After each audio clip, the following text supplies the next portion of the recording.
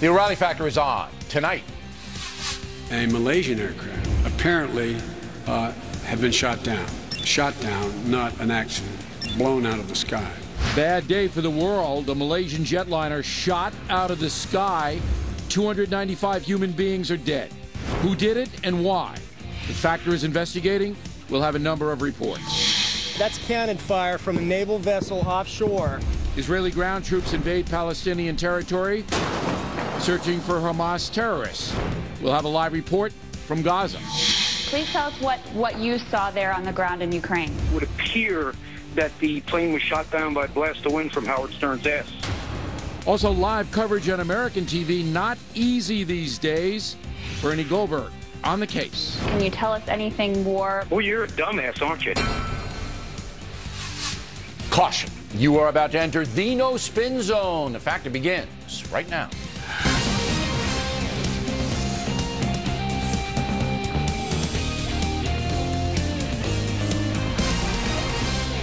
Hi, I'm Bill O'Reilly. Thanks for watching us tonight. Some very bad things happened in the world today, and that is the subject of this evening's live Talking Points memo.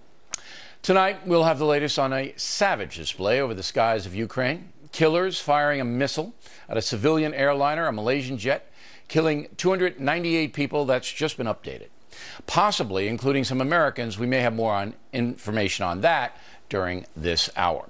Also, Israel has sent ground troops into Palestinian territory to hunt down Hamas terrorists and their rocket arsenals. Hundreds have been killed there. So bad news breaking out all over the place tonight. And we will do our best to provide you with accurate reporting, not speculation. We begin with the jetliner. Malaysian Air Flight 17 en route from Amsterdam, Holland to Kuala Lumpur was shot out of the sky over eastern Ukraine, not far from the Russian border. Suspicion immediately fell on Ukrainian separatists who want part of that country to be annexed by Russia because they had used missiles to bring down a cargo plane on Monday. Of course, Vladimir Putin is supplying these heavy weapons to the terrorists, so he is directly responsible. Bet you don't hear European leaders or President Obama say that, but it's true. Russia's trying to undermine Ukraine and is giving weapons to killers. No question about it. So over the next few days, you'll hear the usual calls for investigations and meetings and talks and discussions. But little will happen to Putin because the West is essentially afraid of him, and he knows it. Meantime, the families and friends of 298 human beings grieve tonight. Is Putin grieving? That's the memo. Now we begin our special coverage of this story and later on of the Israeli army entering Palestinian territory. First up, joining us from Washington, Fox News Chief Washington correspondent James Rosen. All right, Rosen, what's new tonight?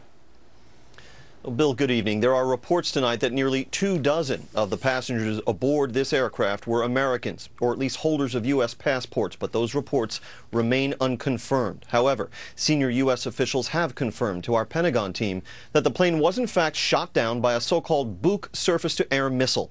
It's the very category of missile that the rebels there in eastern Ukraine last month boasted of having acquired when they seized control of a missile defense site in Donetsk. Ukrainian security officials said today they have phone intercepts directly implicating 2 Russian military intelligence officials in this attack. The rebels have denied responsibility. Presidents Obama and Putin discussed the incident by phone today. That discussion comes one day after the U.S. sanctioned the Russian defense firms that manufacture this kind of missile. The Kremlin has issued a statement in the name of President Putin attributing responsibility for this incident to Ukraine, but not saying anything specific about who or what actually shot down that plane. It's actually the 3rd Ukrainian plane downed in this region this week. In short, this incident stands to escalate the whole Ukraine crisis, the tensions in U.S.-Russian relations, to a new level. Senator John McCain, Republican of Arizona, calls it one of the most serious events since the end of the Cold War.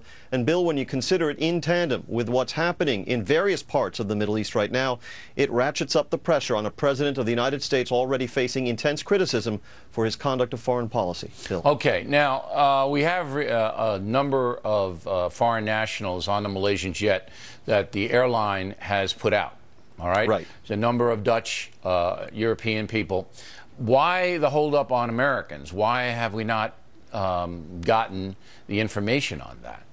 Well, it may just be an issue of logistics. It's unclear. The State Department was asked this afternoon if they could confirm the reports were already circulating hours ago about 23 U.S. passport holders being on this plane, but state has not confirmed it. Perhaps it has to do with privacy issues. We want to notify the next of kin, perhaps. I'm speculating there. But the answer is we don't have the answer. Yeah, because if you have, we had like 153 confirmed dead and the countries that they came to. And as you know, because you travel a lot, Rosen, when you buy an international ticket, you have to show a passport so that the manifest on the plane, they know whether Americans are there or not. They just haven't released it. And maybe what you're saying, they want to get to the next of kin. All right, Rosen, stand by. If you got anything else, we will break in, and we appreciate it very much. Let's bring in Brett Stevens now, foreign affairs columnist for the Wall Street Journal. There's no question in my mind that these so-called separatists, I call them terrorists, did this. Because they had motive, they had the hardware, and the history. Come on. And, whether they intercepted people talking about it or it was on Twitter or whatever, they did it. Now, will there, in your opinion, be any repercussions on Putin, who, of course, make sure that they have these heavy weapons? They couldn't get them from anywhere else. Well, that's right. And I think we have to establish a chain of responsibility here. I mean, the guy who's the military commander of the so-called Donetsk People's Republic, this separatist group, a guy by the name of Igor Strelkov or Girkin, was until March 2013 is believed to have been a member of the FSB, which is the successor to the KGB. So the connections between these separatists and Russia is absolutely undeniable, and the only people who are going to deny it are the Russians themselves. The question is whether Obama is going to pursue the same strategy he did after Crimea, which is condemn and forget, or is there going to be a genuine change in American policy towards Russia? And that has to go beyond just issuing a handful of sanctions against a few Russian individuals or companies. But certainly Americans don't want a war over Ukraine, even if the Malaysian jetliner was shot out of the air. But my question is this. I don't think folks understand why Putin is doing what he's doing. Can you briefly explain why Putin is arming these terrorists? Sure. For what reason? Because he gets away with it. No, but there must be a reason for Putin. He must want something out of it. Putin sees his historical role as reconstituting the old, if not the old Soviet Union, then the Tsarist Empire. And he sees all of these areas of Kiev as being integral parts of ancestral Russia. So he wants part of the Ukraine. He's already taken part of it, Crimea. He wants more of it to just come over to Russia. Is that what he's after That's here? exactly it. And remember, by the way, and what's important is there are a lot of Russian minorities in NATO countries like Estonia and Lithuania and Latvia, and other countries like Kazakhstan. Northern Kazakhstan is heavily ethnically Russian. So if he feels he can get away with an invasion of Georgia, he'll do it in other countries. Crimea, and so on. He's undermining the government of Ukraine. So he's creating this civil war by arming and supplying and probably paying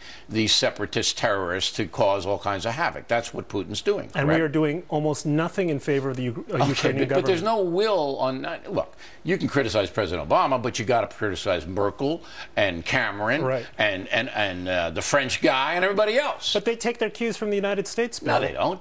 I don't believe that. Historically, Europeans have taken cues from the United States, and you have an American president who's saying we have absolutely no will to support a democratic government resisting aggression. If Putin were threatened by the United States, I don't think Europe would stand up against him. I really don't. I don't think they care. Now, the American government, the FAA, wouldn't let American planes fly over that territory, all right, because they knew that these terrorist separatists had these surface-to-air missiles supplied by Russia. So American jets were told, don't go over there. Why did the Malaysian jet go? Well, it was also a KLM jet. It was a code share because it was cleared for civil aviation, because they were cleared to fly above 8,000 feet. They did not expect that they would have a surface-to-air missile capable of hitting targets up to 72,000 feet, which is apparently what these Buk missiles are these capable, are powerful missiles, capable of doing. But you know, Bill, when you fly internationally, you're flying over all kinds of dangerous places where you're potentially at but risk. if the U.S. says don't fly over, it's too dangerous, you would think that the Dutch and the Malaysians would take their cue. And I think they will from now on. But the responsibility still lies with Russia and its proxies. I said in my usual flamboyant way that nothing's going to happen to Putin. Do you agree? This is. I'm terrified to agree, but I do, because this is an administration that refuses to stand up to aggressors. Yeah, they may do more sanctions and do all that saber rattling, but they're not going to really do anything to them. All right, Brett, we appreciate you coming in. Next on the rundown, what's President Obama doing tonight after a terrible day for the world? Fundraising. Our White House guy, Ed Henry, moments away.